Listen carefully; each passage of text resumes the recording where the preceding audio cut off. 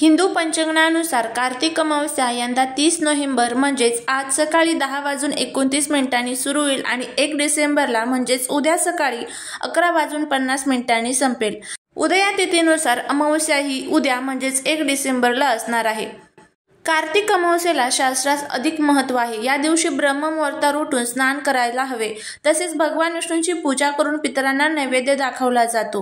कार्तिक अमावस्येच्या दिवशी श्री विष्णूंचे नामस्मरण फलदायी ठरते। या दिवशी व्रत केल्यास देवी देवतांचा आशीर्वाद प्राप्त होतो। अमावस्येच्या दिवशी कालसर्प आणि शनी दोषापासून मुक्ती देखील मिळू शकते।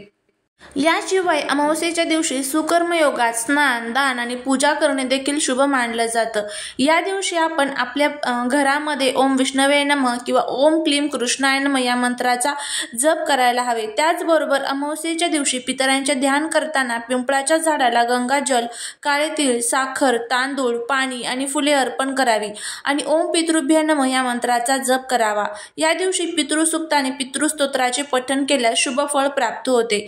दर्शा अमावस्येच्या रात्री पिंपळाच्या झाडाखाली मोहरीच्या तेलाचा दिवा लावायचा असतो आणि तुमच्या मनोकामना पूर्ण होण्यासाठी प्रार्थना करायची असते।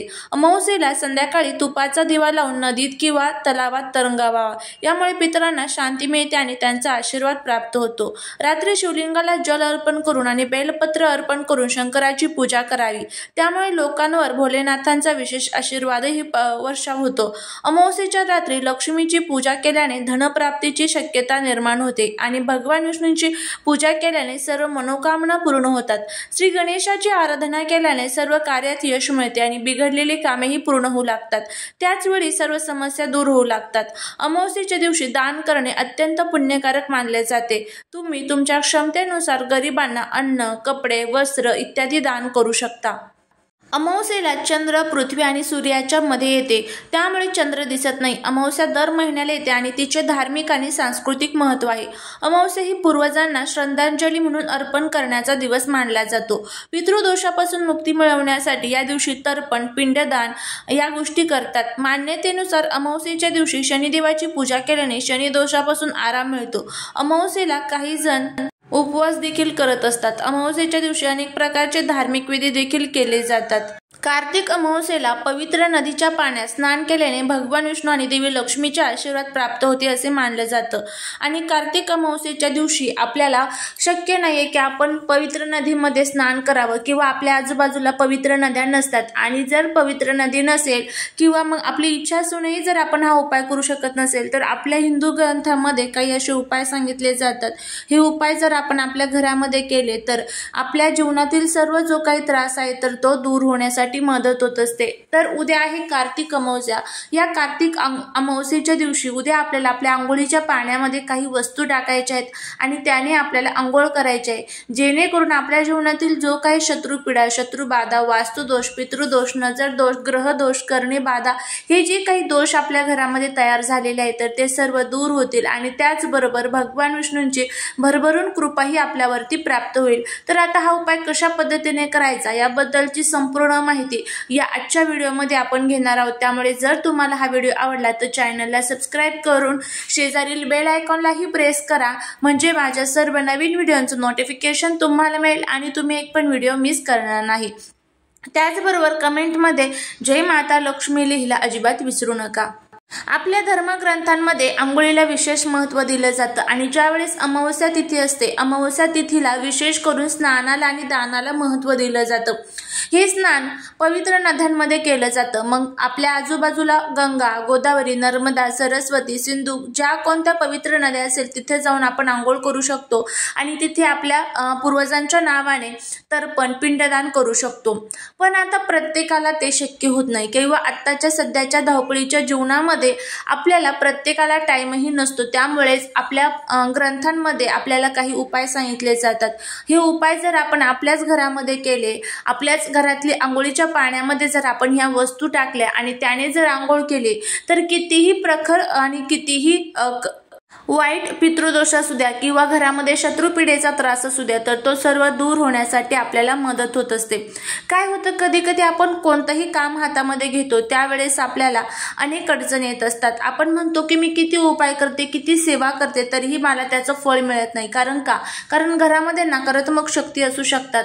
काही अशी लोक असतात ना, त्यांना आपली झालेली प्रगती ही अजिबातच बघवत नाही. आणि काय होतं, त्यांची जी नजर असते तर ती आपल्या घरातील मुलांना लागू शकते, आपल्याला लागते, घरातील प्रत्येक व्यक्तीला लागते. आणि त्यामुळे तो शत्रुपीडेचा जो त्रास आहे तर तो आपल्याला होत असतो.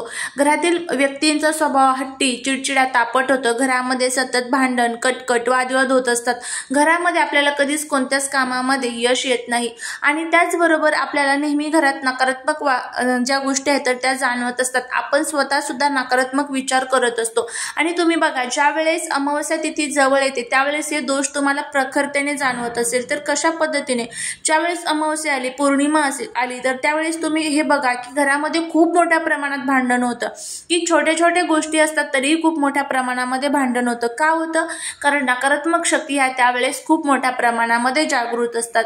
तर उद्या आपल्याला कार्तिक अमावस्येच्या दिवशी, जी वर्षातील सर्वात मोठी अमावस्या असते, कार्तिक महिन्याला विशेष महत्त्व दिलं जातं. आणि या कार्तिक महिन्यातील उद्या शेवटचा दिवस असणार आहे. त्यामुळे उद्या आपल्याला हा जो उपाय आहे तर तो करायचा आहे. आता हा उपाय कशा पद्धतीने करायचा त्याची आपण माहिती घेऊया.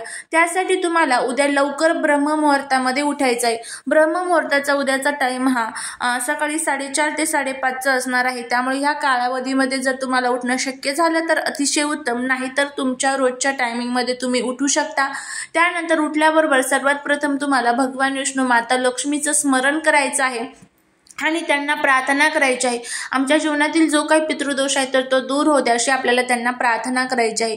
त्यानंतर तुम्हाला आंघोळीसाठी जायचं आहे. आंघोळीसाठी गेल्यानंतर सर्वात प्रथम तुम्ही कोणतंही पाणी घेऊ शकता, गार, गरम, थंड कोणतंही पाणी घेऊ शकता. त्यानंतर तुम्हाला त्या पाण्यामध्ये काही वस्तू टाकून आंघोळ करायची आहे. आता कोणकोणत्या वस्तू टाकायच्या आहेत? सर्वात प्रथम तुम्हाला त्यामध्ये गंगाजल टाकायचं आहे. त्यानंतर चिमूटभर हळद तुम्हाला टाकायची आहे. हे थोडंसं तुम्हाला कच्चं दूध जे असतं, गाईचं कच्चं दूध, तर ते तुम्हाला टाकायचं आहे. आणि हे सर्व वस्तू टाकून तुम्हाला आंघोळ करायची आहे. आता गंगाजल जर तुमच्या घरामध्ये नसेल तर ज्या ठिकाणी पूजेचं साहित्य मिळतं तर त्या ठिकाणी गंगाजल हे विकण्यासाठी ठेवलेलं असतं, तर तिथून तुम्ही आजच खरेदी करून आणू शकता. आणि सकाळी 8च्या अगोदर तुम्हाला हा उपाय करायचा आहे. तुम्हाला हा उपाय करत असताना ओम नमो भगवते वासुदेवा या मंत्राचा जप करायचा आहे. आणि त्यानंतर तुम्हाला आंघोळ करायची आहे. ज्यावेळेस आपण आंघोळ करत असतो आणि ज्यावेळेस आपण अमावस्येच्या दिवशी या वस्तू टाकून आंघोळ करतो तर त्यावेळेस आपले पूर्वजांच्या आत्म्याला शांती मिळते. आंघोळ झाल्यानंतर लगेच आपला जो मुख्य दरवाजा असतो त्यामध्ये तुम्हाला पाणी शिंपडायचं आहे. पाणी म्हणजे शिंपडायचं कशा पद्धतीने, तर एक तांब्याचा तांब्या घ्यायचा, त्यामध्ये थोडंसं गोमूत्र आणि हळद टाकायची आणि हे पाणी मुख्य दरवाजात शिंपडायचं. कारण अमावस्येच्या दिवशी आपले पूर्वज जे असतात तर ते आपल्या दरवाजाच्या बाहेर सकाळी येऊन बसलेले असतात. ज्यावेळेस आपण हे पाणी टाकतो तर त्यावेळेस त्यांच्या आत्म्याला देखील शांती मिळत असते. तर अशा पद्धतीने आपल्याला हा जो आजचा उपाय आहे तर तो करायचा आहे. आणि तुम्ही करून बघा, नक्कीच तुम्हाला त्याचा फायदा होईल. आणि आंघोळ करत असताना मनामध्ये ज्या काही नकारात्मक विचार येत आहेत तर ते सर्व दूर करा अशी भगवान विष्णूंना, माता लक्ष्मीला तुम्हाला प्रार्थना करायची आहे. करून बघा, नक्कीच तुम्हाला त्याचा फायदा होईल. चालेली सेवा ही महाराजांच्या चरणी रुजू करते. व्हिडिओ जर आवडला असेल तर लाईक, शेअर आणि सबस्क्राईब करायला विसरू नका. भेटूया पुढच्या एका छानशा नवीन व्हिडिओसोबत, एका नवीन माहितीसोबत. श्री स्वामी समर्थ.